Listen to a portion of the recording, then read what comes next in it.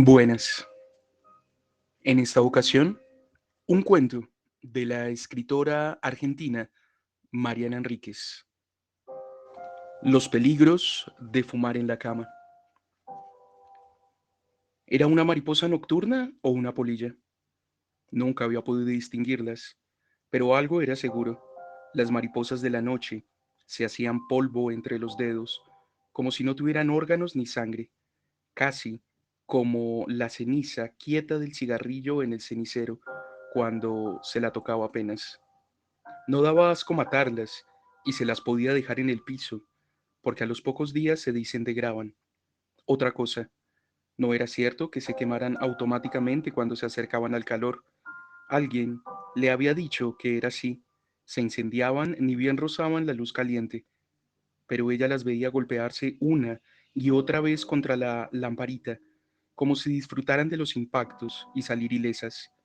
A veces se aburrían y salían volando por la ventana. Otras, era cierto, se morían adentro de la lámpara de pie.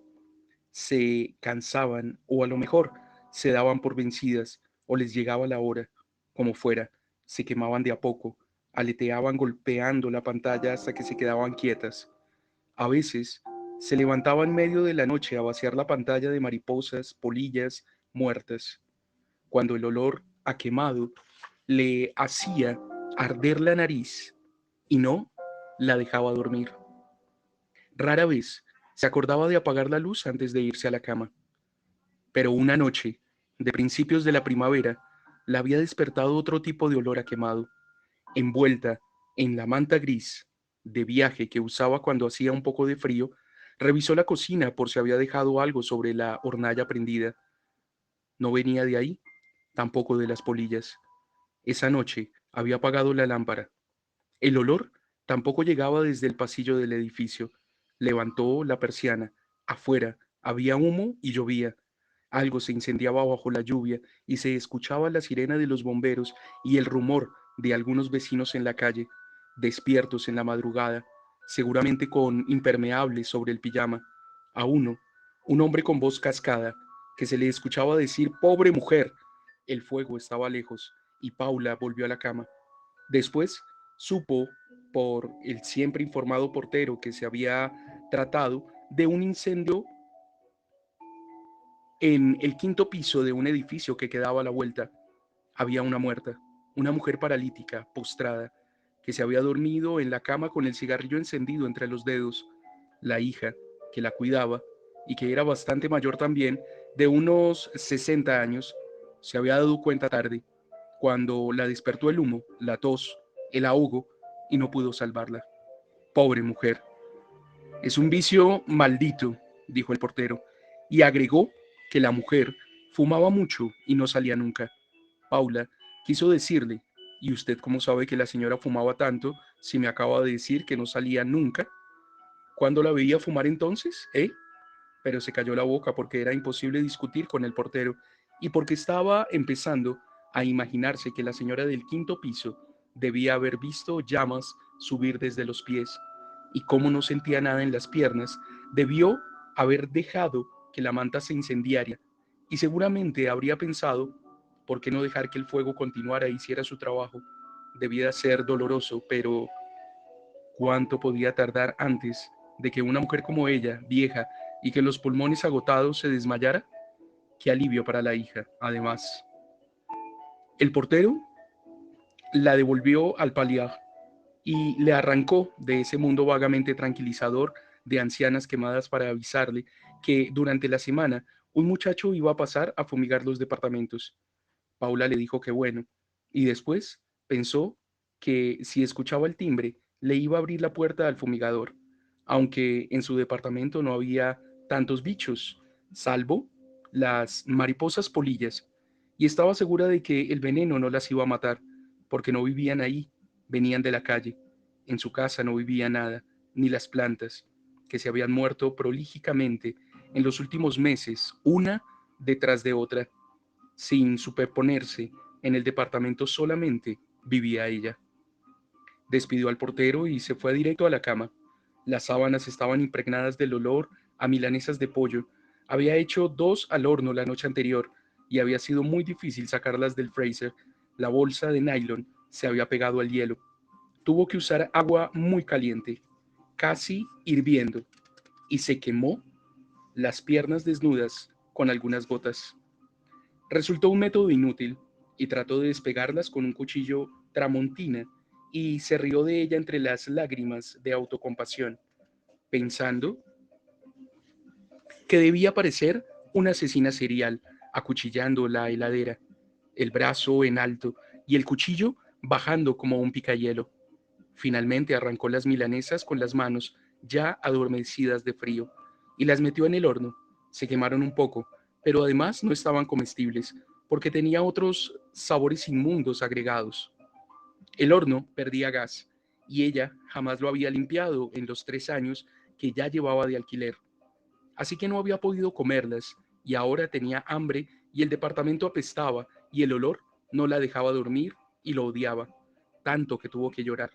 Y lloró por el olor, porque los saumerios que encendió para hacerlo desaparecer eran todavía más apestosos, porque nunca se acordaba de comprar desodorante de ambientes, que también olía asqueroso, porque el olor a cigarrillo también debía apestar todo, pero ella no lo notaba de tanto que fumaba y porque nunca había podido tener una de esas casas limpias y luminosas que olían a sol, limones y madera.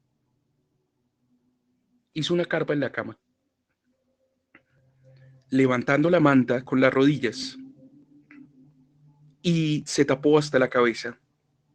Ahí abajo, la única luz era la brasa del cigarrillo que temblaba y parecía reavivarse cuando la rozaba el humo. Las sábanas estaban muy manchadas de cenizas. Paula abrió las piernas y con el dedo índice de la mano libre empezó a acariciarse el clítoris primero en círculos, después con un frote vertical, después con delicados tirones y al fin de un lado al otro. Ya no servía de nada. Antes, enseguida sentía ese comienzo de escalofrío y el calor de la sangre que se convocaba y después el dedo sentía la piel de la vulva algo más áspera, granulada, y con el gran temblor final llegaba la humedad. Ella realmente sentía que se meaba todo eso antes. Ahora hacía tanto que no pasaba nada y se frotó hasta la irritación y el dolor, pero paró antes de la sangre, porque sabía que esa, la sangre, era la única humedad que últimamente podía arrancarse. Metió la lámpara de la mesa de luz debajo de las sábanas. Tenía la parte interna de los muslos salpicada de pequeñitas manchas rojas superficiales, que parecían una erupción por el calor o una alergia, pero se llamaba queratosis. Y la tenía también en los brazos, en las caderas y un poco en las costillas. La dermatóloga le había dicho que con mucho tratamiento se podía poner mejor, que no tenía nada que ver con enfermedades terribles como la psoriasis o el eczema, pero a ella le parecía lo suficientemente terrible, tanto como sus dientes amarillos y la sangre que le salía cada mañana de las encías cuando usaba el dentrífico. No un sangrado momentáneo, verdaderos chorros que caían en la pileta blanca. Se llamaba piorrea, aunque los dentistas ahora usan un nombre más elegante que no podía recordar. Prefería la verdad, prefería la piorrea. El cuerpo le estaba fallando de muchas maneras, más en las que no quería ni pensar. ¿Quién la iba a querer así? ¿Con caspa, depresión, granos en la espalda, celulitis, hemorroides y seca? ¿Seca? Encendió otro cigarrillo bajo la sábana y persiguió con el humo a una mariposa que había entrado en la carpa refugio hasta que la mató. Entonces se las podía ahogar con humo. Qué animal más débil y estúpido. La dejó convulsionar entre sus piernas y vio las patitas de la mariposa polilla que parecían gusanos, lombrices muy pequeños. Por primera vez sintió asco y la pateó hacia el piso, fuera de su cama. Hizo anillos con el humo dentro de la carpa y se aburrió. Entonces decidió apoyar la brasa sobre la sábana para ver cómo se agrandaba el círculo de bordes anaranjados hasta que parecía peligroso, hasta que el fuego crepitaba y se aceleraba. Entonces Apagaba el fuego en la sábana a los golpes, y los restos de tela quemada flotaban en la carpa. Le hacían reír los pequeños incendios circulares. Se sacaba la cabeza de la carpa y se asomaba a la semioscuridad de su habitación. Los agujeros quemados en la sábana dejaban pasar la luz de la lámpara y los rayos se reflejaban en el techo que parecía cubierto de estrellas. Tenía que hacer más agujeros porque, lo supo, ni bien lo vio, lo único que quería era un cielo estrellado sobre su cabeza. Eso era lo único que quería. Los peligros de fumar en la cama. Mariana Enríquez.